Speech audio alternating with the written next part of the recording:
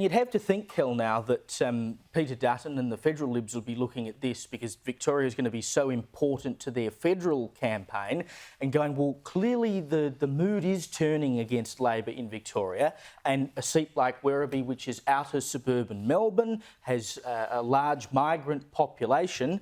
Perhaps the strategy they're taking, which is to go after those outer suburban seats, is a strategy that could work. I think so.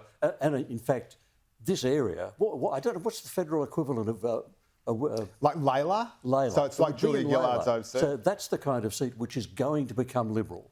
I've been saying very confidently that Dutton is likely to end up with a majority in his own right because there's a whole lot of stuff which I think, I've said this before, the polls don't actually pick up.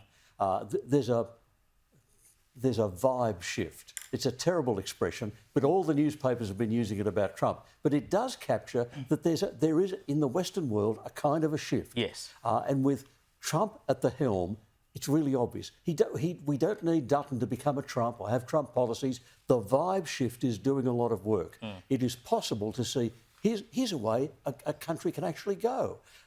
Governments can actually make decisions. We can actually swing back to common sense. We can recognise that boys aren't girls and girls aren't boys, and we can do a whole lot of really sensible things.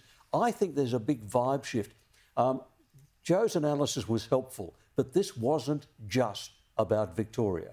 I think the Labor Party is on the nose, and I think the Labor Party is on the nose everywhere, and I think that if the Labor Party federally is not panicking about this, then they need their heads read. Indeed, and good to see the Greens get smashed in Prahran as well. And I want to note, when we're talking about the Greens as well, that in Werribee, the Greens only had 75 more votes than the Victorian Socialists. So they're coming for you, Greens.